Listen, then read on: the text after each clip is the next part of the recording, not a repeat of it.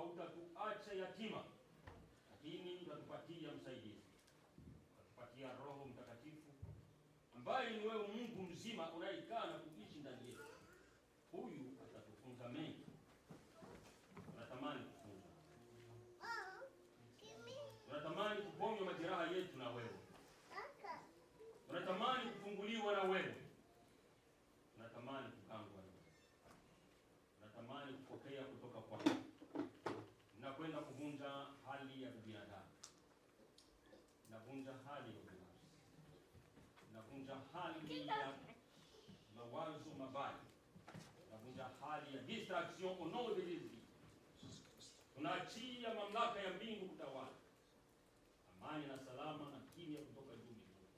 Tunatangaza mahali hapa tulipo, zaidi ya yote ulinzi wa mbingu tunaachia mahali hapa kwa jina la Yesu.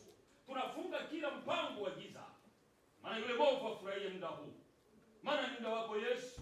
Tunajikabidhi mikononi mwako kwa mamlaka uliyotupatia katika jina la Yesu. Chia amani yako itawale Bwana, ushike kwenye mikono funzi Bwana. Tunazunguka meza yako sasa, tuishi katika upendo wako. Asante maana wewe unitosha katika yote Baba. Namleta mtumishi wako, chombo cha leo, mfunzi wetu mpendwa Kristo mikononi mwako Bwana. Umsaidie yeye awe tu kama chombo cha kupitia. Ni kweli na wewe Bwana ukanene, ukatende, ukaweze kutujaliza. Ujuaye haja na uhitaji wa mioyo yetu ni wewe Baba, utusaidie.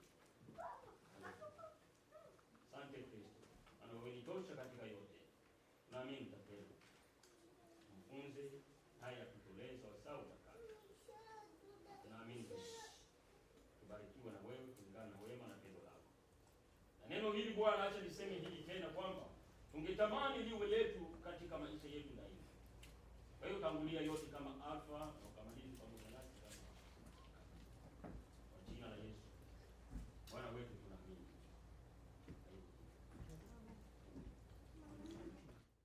Bwana Yesu asifiwe. Amen. Bwana Yesu asifiwe. Amen. Bwana Yesu asifiwe. Amen. Sema tunamniana. Yaani kusema amen imekuwa ni kazi. Hivi aliye karibu yako amesema amen? Bwana Yesu asifiwe. Amen. Kuna watu hawaseme amen. Amen. Yaani ukiona mtu yuko karibu yako na aseme amen, jiamie kiti bado mapema. Bwana Yesu asifiwe sana. Amen. Hapa tukuja kununiana. Kama mtu amekuja hapa kununa, usikae karibu yake. Jiamie kiti bado mapema tu. Amen. Amen. Yeah, nafasi bado zipo. Kwa wale wasionijua kwa majina, kama alivyosema mtumishi, naitwa Chris au Christophe, na tusiponde muda tukasome Biblia kwenye kitabu cha Marko. Tufungue Biblia zetu kwenye kitabu cha Marko 8:34.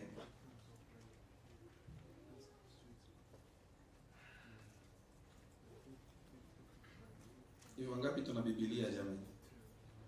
Au simu? Wangapi tuna simu? Wengi. Biblia wachache. Wa simu wote. Wa Biblia wachache. Hivi kati ya simu na Biblia kipi kinanunuliwa bei kubwa? Simu. Bwana Yesu atuhurumie sana. Lakini akija mtu hapa na Biblia, anauzisha Biblia, hawezi akapata hata. Lakini zikija ni simu hapa, iPhone 17 hapa kwa $117, Biblia $30, 17 zitapata watu, lakini Biblia zitakosa watu.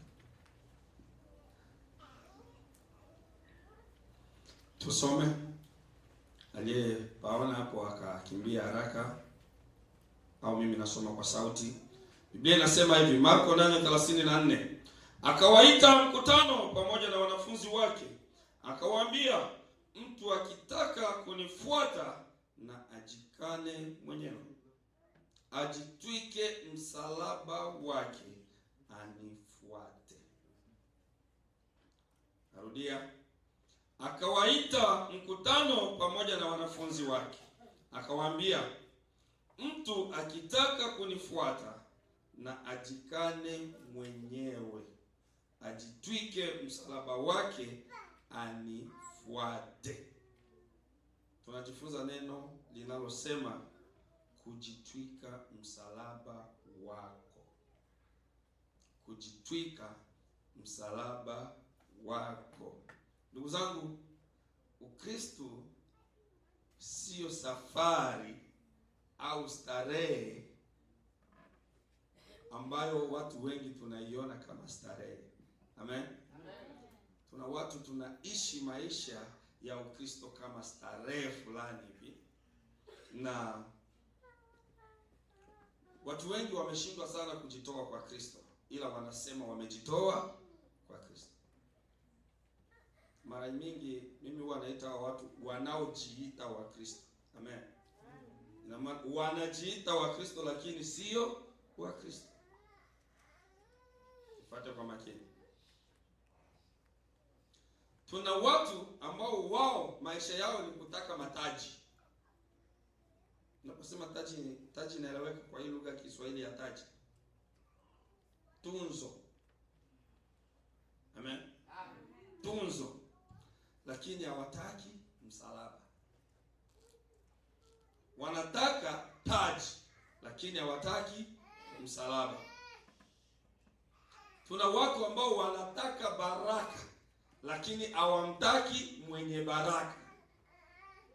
Halo. Tuna watu wanataka baraka lakini hawamtaki mwenye baraka.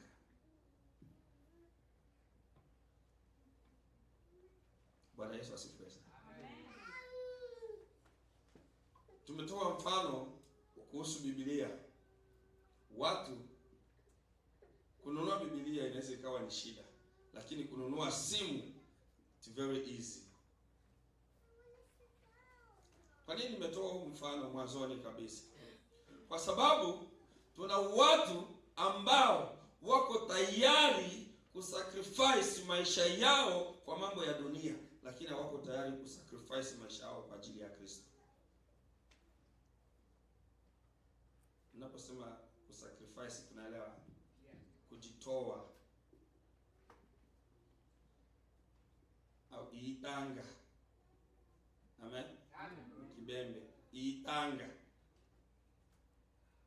Tuko tayari kutoa vingine vyote kwa ajili ya mambo ya dunia, lakini kutoa kwa ajili ya Kristo inakuwa ni kazi. Tunaofanya kazi hapa ni wangapi? Nataka twende taratibu ili mnielewe ninakoelekea. Yaani kama unafanya kazi, jaribu tu kupandisha. Tunataka tusaidiane. Sisi tumezoea kuhubiri na kufundisha vyote kwa pamoja. Amen. Kwa hiyo tusaidiane. Tunafanya kazi ni wangapi? Msinichoke. Asante sana. Bwana Yesu asifiwe sana. Amen. Tunaofanya kazi hapa ni zaidi ya watu 8. Lakini tukiangalia envelope za sehemu ya 10 ni 3.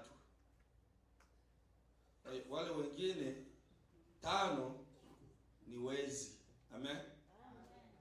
Ni wafanyakazi wezi. Bwana Yesu asifiwe sana. Amen. Somo letu linasema kujitwika msalaba wako.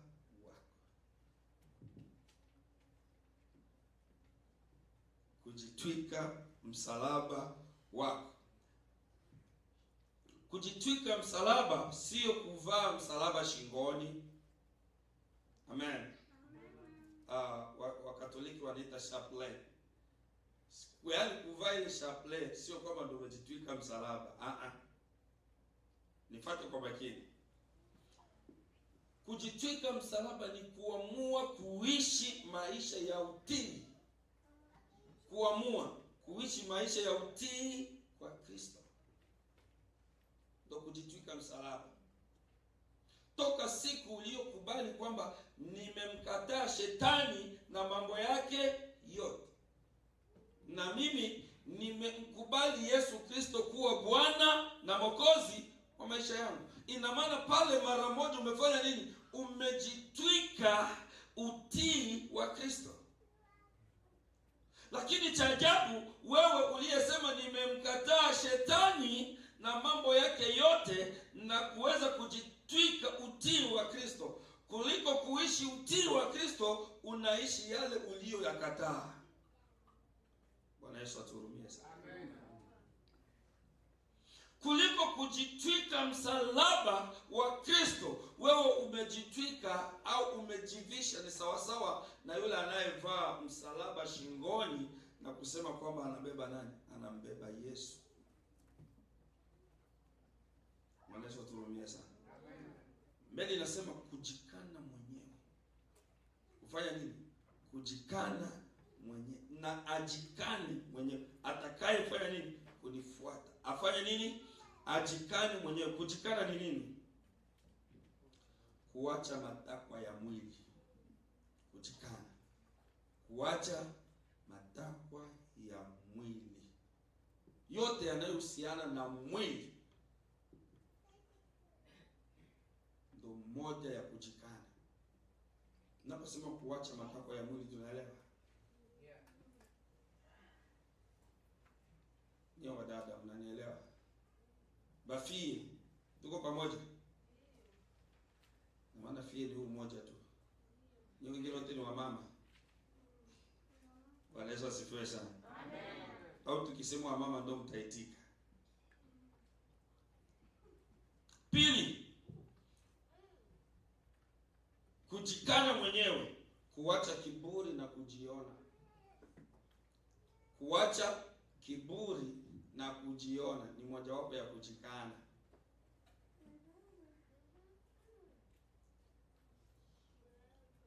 Kuacha kiburi na kujiona. Lakini tatu inasema kumweka Mungu mbele kuliko nafsi yako. Amen. Amen. Amen. Kumweka Mungu mbele kuliko nafsi yako. Hivi leo kuje mtu aseme tutafanya sombe Sunday. Na hiyo Sunday itakuwa ni haya masaa ya kanisa. Tubana watu wawili. Wengine wake kusombe. Bwana Yesu atuhurumie sana. Yaani ni afadhali nichelewe kanisa niende wapi? Kusombe. Lakini cha ajabu siku hizi sombe kushaanza na wanaume. Sio wanawake tu. Sombeza siku hizi na wanaume wanaenda kusoma. Bwana Yesu atuhurumie sana. Unaenda fanya nini? Au nawe ni mama? Maana kule wataenda kusema wa mama hoye na wewe utaitika hoye. Bwana Yesu asifiwe sana. Vinahusiana na wanawake tu. Sasa wewe unaenda kule, usishangae na wewe unaitika hoye. Na usikatae kuitika. Wakisema wa mama hoye na wewe itika hoye. Maana ulienda kujiunga nao. Baby shower, unapata nini ku baby shower? Simujikane kwanza. Bwana Yesu asifiwe sana. Amen. Bwana Yesu asifiwe sana. Naona peleka mapampa kule. Na tena utakuta ndo wako kipawa mbele kucheza kule. Na hao tena unawakuta kukwaya. Unapata nini kukwaya? Bwana Yesu atuhurumie sana. Biblia inasema kumweka Mungu mbele kuliko nafsi yako. Kuna wiki ilipita hapa, tulikuwa hapa kanisani, watu walifika nyuma sana kanisani. Kuja kukumbuka kwamba hata waimbaji wengine hawakuimba. Najua hata kwaya haikuimba wiki hiyo. Sababu ilikuwa nini? Sherehe. Ilipewa kipaumbele kuliko Mungu. Bwana Yesu atuhurumie sana. Mimi ndo konditere, yani ni mwaka mzima muimbi. Halo. Kwa sababu ni hatari. Sawa, hatujakukataza kwenda kwenye sherehe. Lakini umeenda kwenye sherehe, kwanza mlivyofika kwenye sherehe mkavua kwanza Ukristo. Sherehe za siku hizi watu wanavua Ukristo. Yaani tukiwa kwenye sherehe tunavua Ukristo. Utanisamia mimi waga nafanya hata injili. Sometimes niko mchungaji, sometimes niko kwenye injili. Amen. Kwa hiyo tunaambiana ukweli. Kinichukia ni vizuri, kwa sababu kunichukia kwako ndio kunipenda zaidi. Amen. Amen. Sherehe za leo zinavua Ukristo kwanza. Yaani ikifika ni Saturday, Ukristo tunaachana nao. Tunarudia kukumbuka Ukristo tukishafika tena hapa. Bwana Yesu asifiwe sana. Amen. Hawa wadada hao waone wako na mabibilia, lakini hizi bibilia zinaikaaga msaka. Wanakuambia hawana bibilia lakini wanazo. Yaani inajotoka nyumbani iko mubegi na ndogisi tarudi nyumbani iko mubegi. Yaani akigusa tena, yaani akibadilisha begi ya next Sunday, maana wao begi ya wiki hii sio begi ya next week. Na wadanganya.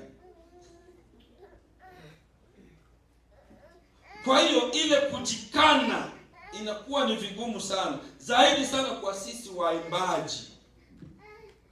Sisi waimbaji. Kuna watu hapa waimbi kwaya lakini wanaimbaga kwaya. Lakini ukiwauliza sababu ya kutokuimba ni nini, hawana sababu hata moja ambayo ina uhusiano na Mungu. Bwana Yesu asifiwe sana. Amen. Hakuna sababu hata moja. Atakwambia kazi. Hiyo aliyekupa hiyo kazi ni nani? Bwana Yesu asifiwe sana. Amen. Kujikana. Kumweka Mungu kipaumbele. Na pale tunaposhindwa kumweka Mungu kuwa mbele ya nafsi zetu, ndio pale tunafika hatua tunapopoteza kazi, tunaanza kulaumu Mungu. Wengine wanasema ninaomba lakini sipati majibu. Lakini unashindwa kujielewa kwamba wewe ndio sababu ya wewe kutokupata majibu. Sio kwamba upati majibu kwa sababu Mungu hakusikii. Ni kwa sababu wewe haumsikii Mungu. Ina maana haumtii Mungu. Ulijiwekea mambo yako ya kibinafsi kipaumbele, Mungu kamweka kwanza pembeni. Unakuja kukumbuka Mungu yuko baada ya kupata nini? Shida. Ina maana baada ya kufukuzwa kazini ndio unaanza sema muombe nini mimi shile na aje. Kipindi ulikuwa na kazi ulikuwa unasema to ombe. Bwana Yesu atuhurumie sana. Wagalatia 2:20 anasemaje? Moja kimbia kwa haraka.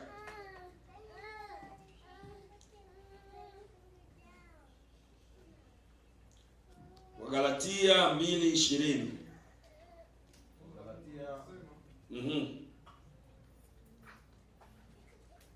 Wagalatia 2:20 neno la Mungu linasema nimesulubiwa pamoja na Kristo.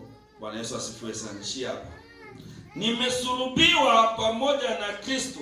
Ina maana mtu yeyote yule anayemfuata Kristo haongozwi tena na tamaa ya mwili wake.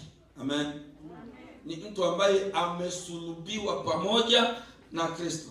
Tunasema mtu anapobatizwa ni kwamba amekufa na kufufuka pamoja na nani? Na Kristo. Amen. Bwana Yesu asifiwe sana. Mtu mmoja akaniambia kwamba mbona hauna woga tena na kufa? Nikamwambia nishaga kufa na nishaga fanya nini? Na nishaga fufuka. Bwana Yesu asifiwe sana. Amen. Toka siku nilibatizwa ndo siku nilikufa na ndo siku nilifanya nini?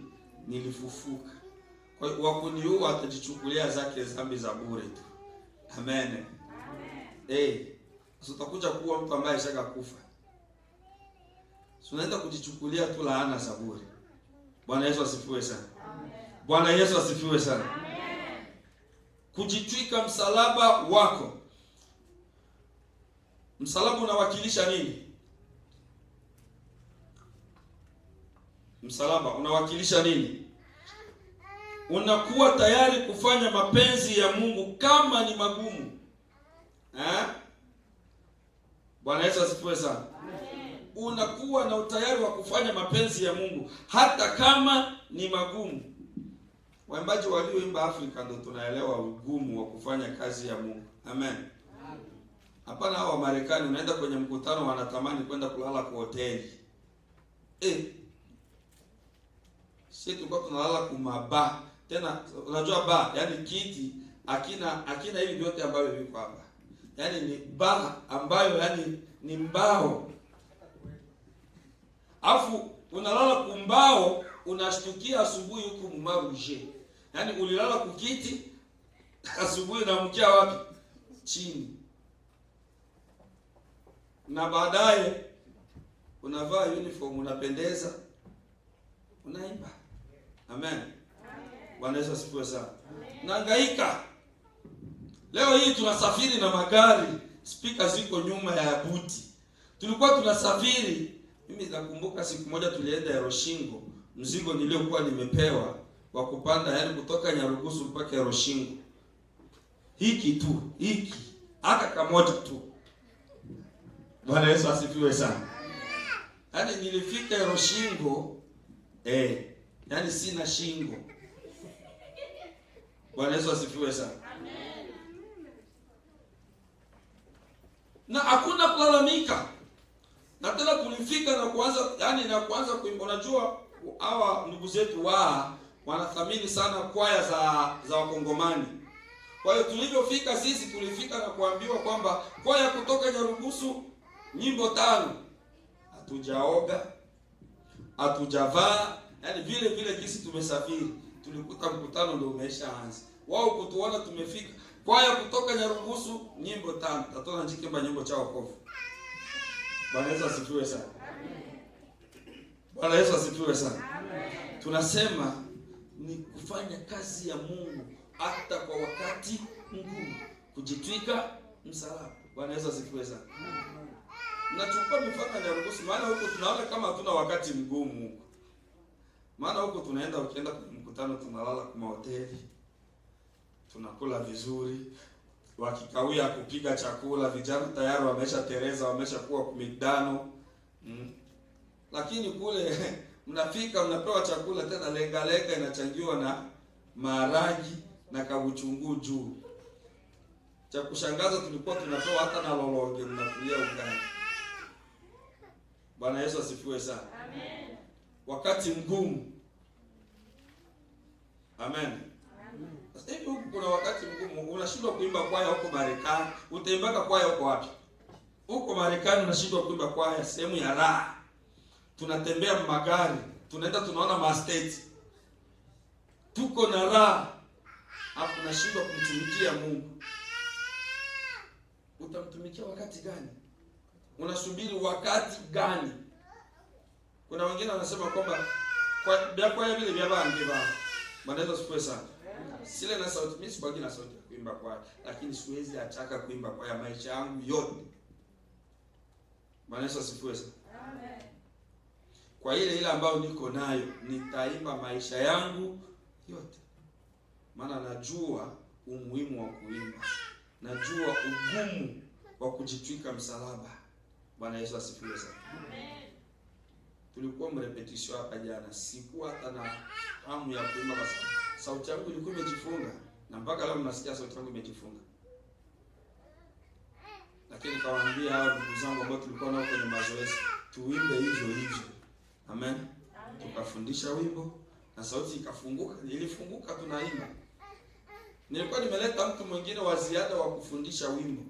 Kama sauti yangu ikifanya nini? Ikikataa kufunguka, yeye afanye nini? Afundishe. Lakini kwa sababu tulikuwa mkazi ya Mungu, sauti ilifanya nini? Ilifunguka. Kutoka nje tena ikajifunga. Bwana Yesu asifiwe sana. Amen. Ugumu wa kufanya nini? Wa kufanya kazi ya Mungu. Kujitwika msalaba. Bwana Yesu asifiwe sana. Amen. Unatakiwa uvumilie mateso. Kujitwika msalaba. Unatakiwa uvumilie mateso. Ndio uinjilisti.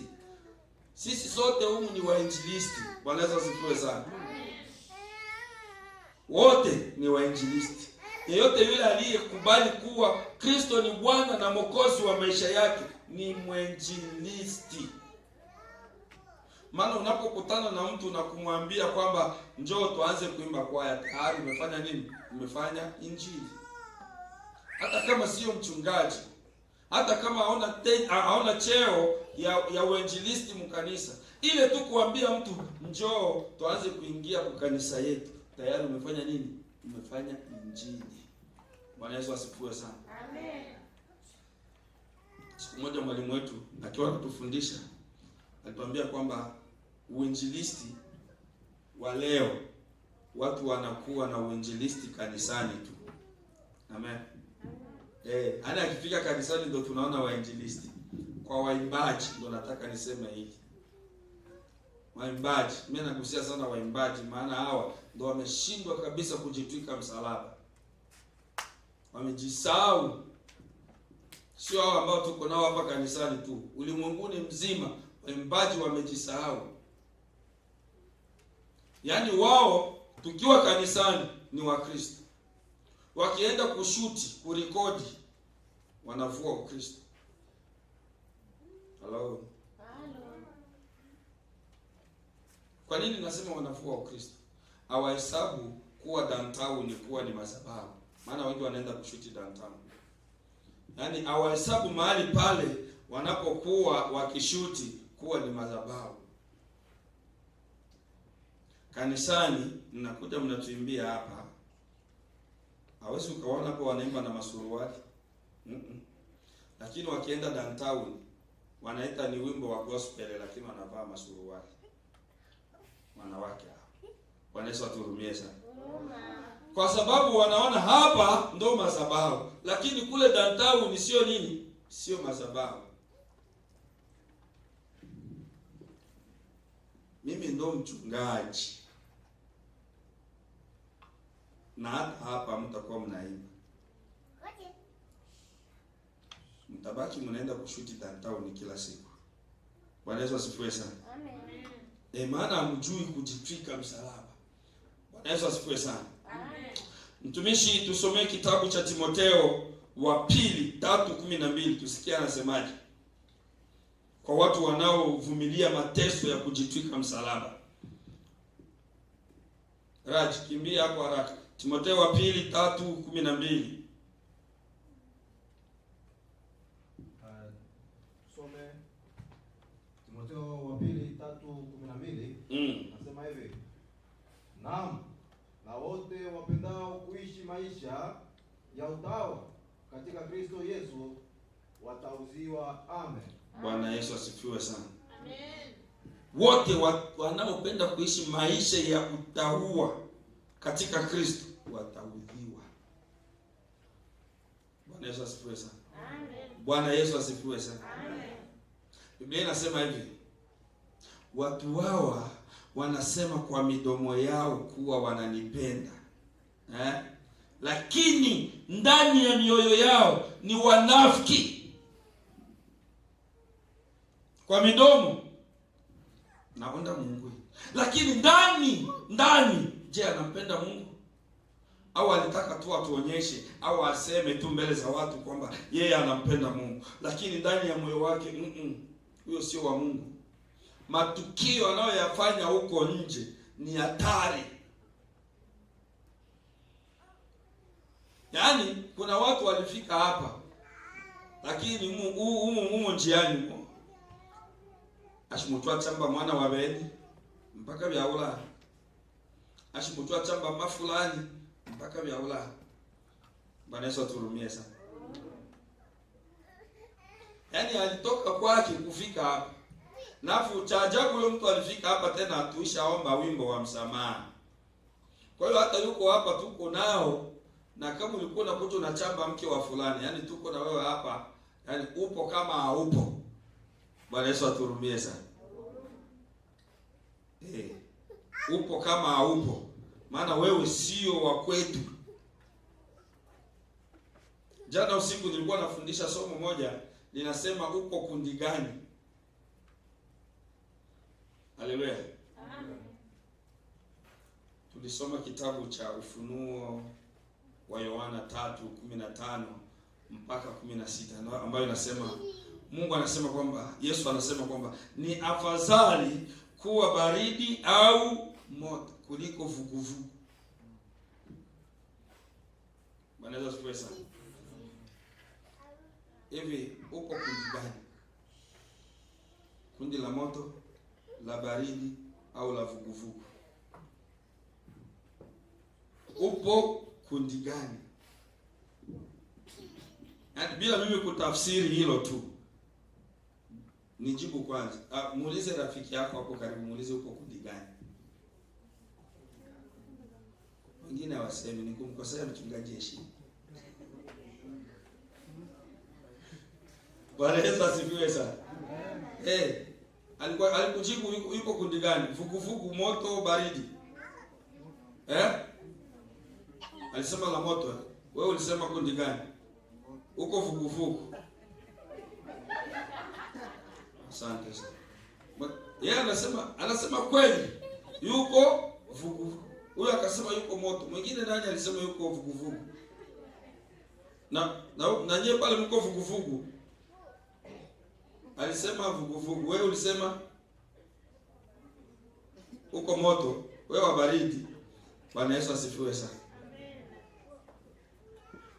Bwana Yesu asifiwe sana. Msema kweli mpenzi wa Mungu. Ngoja nikwambie sasa kidogo, ili uelewe vuguvugu ni wanani, wa moto ni wanani, na wa baridi ni wanani. Nitamalizia hapa hivi. Kujitwika msalaba. Bwana Yesu asifiwe sana. Basi nataka uelewe umejitwika msalaba upi. Kama ni msalaba wa vuguvugu, au ni msalaba wa moto, au ni msalaba wa baridi. Tusomee hicho kitabu ndugu yangu. Nataka kijana mmoja akimbia kwa haraka. Ufunuo wa Yohana 3:15 hadi 16. Alafu ndo tufafanue, tujue upo kundi gani. Ufunuo wa Yohana 3. 15 hadi 16 anasemaje? Hadi 16 inasema hivi.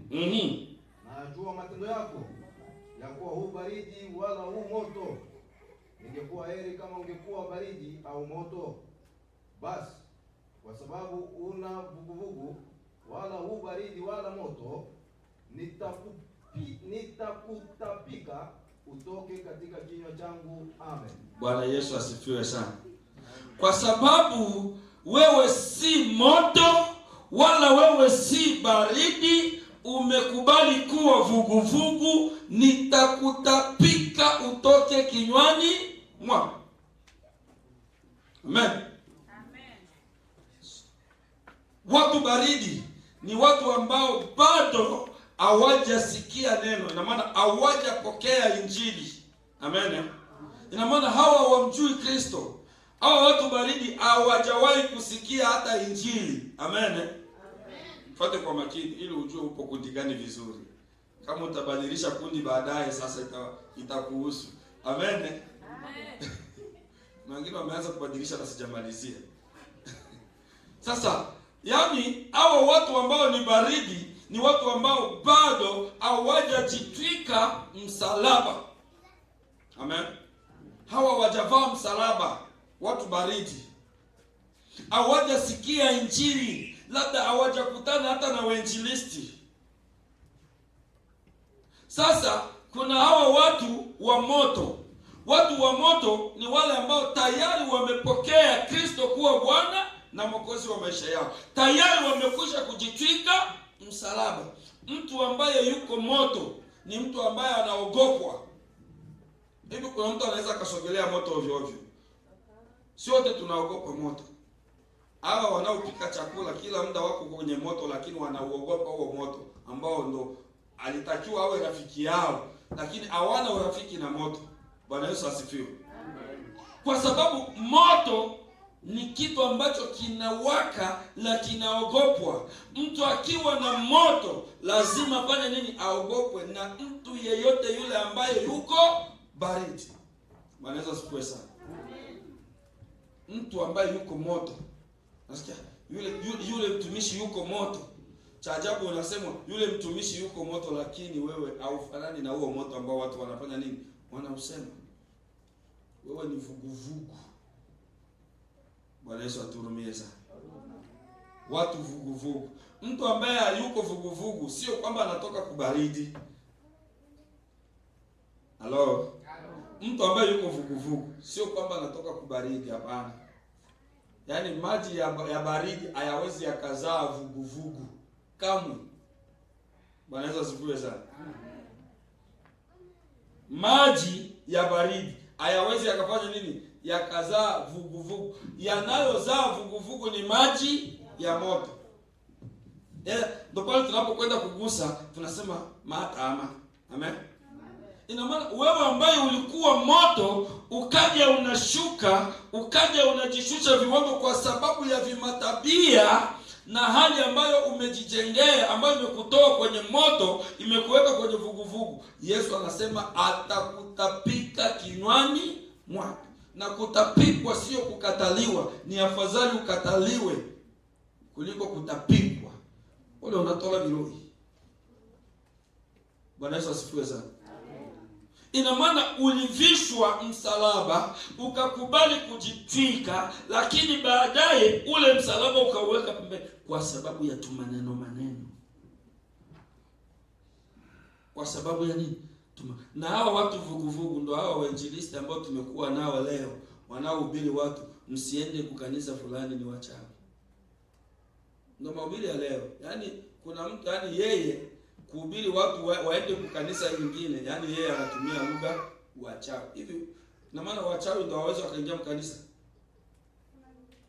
Bwana Yesu asifiwe sana.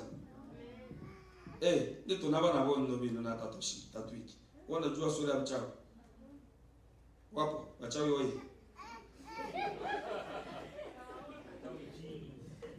Bwana Yesu asifiwe sana. Hawa ndio wanafiki. Yesu amesema atawatapika kinywani mwake. Na ukishatapikwa ina maana wewe hivyo sio. Amen. Ndio tunasema wabotama. Amen. Yaani ulikuwa moto lakini wabotama. Wewe sio hata kitu. Ina maana wewe umekuwa yani uko upande uko mkanisa lakini mguu mwingine uko nje. Bwana Yesu asifiwe sana. Ina maana wewe yani umekuwa katikati, lakini kwa Mungu hakuna neno katikati. Kwa Mungu hakuna watu wa katikati. Ndio maana Yesu amesema ni afadhali ungebaki baridi, maana huyu ambaye yuko baridi bado ana nafasi ya kufanya nini? Ya kutubu na kufanya nini? Na kumpokea Kristo kuwa Bwana na Mwokozi wa maisha yake. Kuliko wewe ambaye ulikwisha kumpokea. Biblia inasema ole wako wewe ambaye umekwisha kumpokea Kristo na tena ukafanya nini? Ukamwacha. Ole. Simama kwa miguu yako. Kwa miguu yako simama.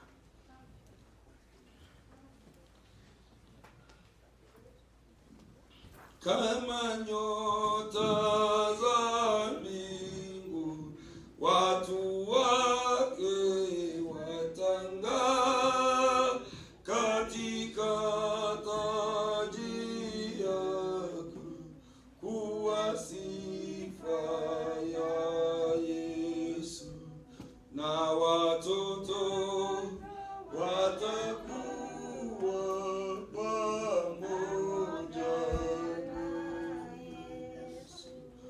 Watang'aa kama lulu nyumbani mwako, kama nyota za mbingu watu wake watang'aa katika taji yake, kuwa sifa ya Yesu. Ombe, mwambie Mungu kwamba nataki kubaki moto kama ulivyojitwika msalaba wako siku ya kwanza. Kubali kubaki kwenye moto. Ukishafika kwenye moto, kama hauwezi ukarudi kubaridi. Utakuwa kwenye vuguvugu, na ukishafika kwenye vuguvugu unatapikwa. Kwa mwambie Mungu kwa kimya chako mwenyewe kwamba Mungu, naomba nibaki kwenye moto. Na ikiwa tayari ulikuwa umeshakuwa kwenye vuguvugu, omba Mungu kwamba unataka urudi kuwa wa moto. Unataka kurudi kuwa yule ambaye umejikana na kuweza kuwa pamoja na Kristo, unatamani kutembea na Kristo, jiombee mwenyewe. Mwambie Mungu kwamba mimi nataka nibaki kuwa wa moto. Nimejitwika msalaba wako, nitembee na wewe. Sitaki kurudi nyuma. Sitaki nipotoshwe na maneno ya watu. Sitaki niburuzwe na maneno ya watu. Nibaki kuwa moto. Ombe yawe nebe nalo be Kristo Yesu. Tole mokocha unikanya lombako ubiwacheleli kochibwa mangomoso. Ombe yanabe nebe nalo be Yesu epemwe. Ombe jo etabi kashina etamlanga msenge alo be Yesu. Yanye tebi nolonge tochombele yobe. Twatenda Yesu epemwe. Tulimuna aya amukuru ala memilele mtu. Bobe bana bale hano ke kalumba kalu anje kola lovechi. Bobe bale hano lumba ka Yesu. Na twa onda be chitowe vugu ili tolo bueno obe bopi. Twa onda tushikaliwa maya. Twa onda tuimane mwingine obe. Twa onda tonyate mwingine msalaba. Twa onda tonyate mwingine obe Yesu Kristo. Twa onda tonyate umuchungero obe mwami. Na tutuna nyata umuchungero obe ikiwa bado tole vugu. Tole muna Yesu obi mwene. Otowe makala wa mtema wama. Otowe makala wa mtema wama. Aya mtema wama abe mwingine etu. Lomba katonyate umuchungero obe. Aya mtema wama abe umuchungero etu. Lomba katonyate mwingine obe miambo Yesu Kristo. Tuike niwo Yesu obi mwene walobe miambo mbabe bana. Na obi mwene onda kibile onda mechutonyate Yesu. Obi ole mumanya tole munyata bibi. Ola bobe bana bale yano mano mango Yesu. Bale muisenga obelombaka obe mwami imbasha wa byose. Tule muisenga obelombaka tuike niwo obi weto oseli. Tule muisenga obelombaka tuike niwo obi monya. Tule muisenga obelombaka tuike niwo Yesu obi tukachela. Obi ombe ya misa. Ali atwaruba mwami tukachela. Ele tuli mu eta ya shachelela Yesu to ono tukachela. To ona mwami utobe emobe mabo. Tonyate umuchungano. Tonyate mwingine obe. Tonyate tibile bikondake. Ta tonyate tibitwa undabechu. Ta tonyate tibitole mwilo mbola bechu wabene. To una tolo mbola na mtemba wama. Utakana pelo chowe chikela mina bechu mwile. Tema obe. Ocho tolo mbole. Aya amikuru abe umuchungene ito. Tole muna bino tuikini wa Yesu msoshi. Iwana ba umuchungene ito mangomosi. Yatambobe bane. Bale muhimana niyo to onyuma. Bale bangita ba ele na posha yunga dobi kambo. Daba ele na posha iengele chani wolo nusuku lele nusuku lui ambela huo. Yesu to ono bimwe. Utuwe makala. Be aposha yalo enge bobe bana ba mango engele chani wo. Ine Yesu nalo muo nusuku mbakalu ambela huo. Lakini tatu engele chalo ungeni wo Yesu nusuku lele nusuku lui ambela huo. Bangi toshimobe ilu suku lui ofula. Bangi toshimobe ilu suku lui eta vikao. Losile lu suku lui vele la yomi ami. Yesu. Tole mobele ito ose niembea wa mwito china la Yesu Kristo. Tole munavya mwikolo vishila me mwingine ito. Tole munavya mwikolo vila me mwingine wabe bana. Nembe obe Yesu msoshi. Awe mchukwe ito. Na wale washabashi mwale mikambole nuchu. Yesu wimwe no wanyateli. Mwawero engele cheligo. Ambo yobeya imana ndele mukile. Toshi uchi imana etobe mi am. Mbaka bale bato bale vukufu. Tukile bo mwami. Itibe bale mutube amaya. Tukilele liba maya mwingine. Kwa Yesu mmoja toula ni kocha. Amen. Amen. Bwana Yesu asifiwe sana.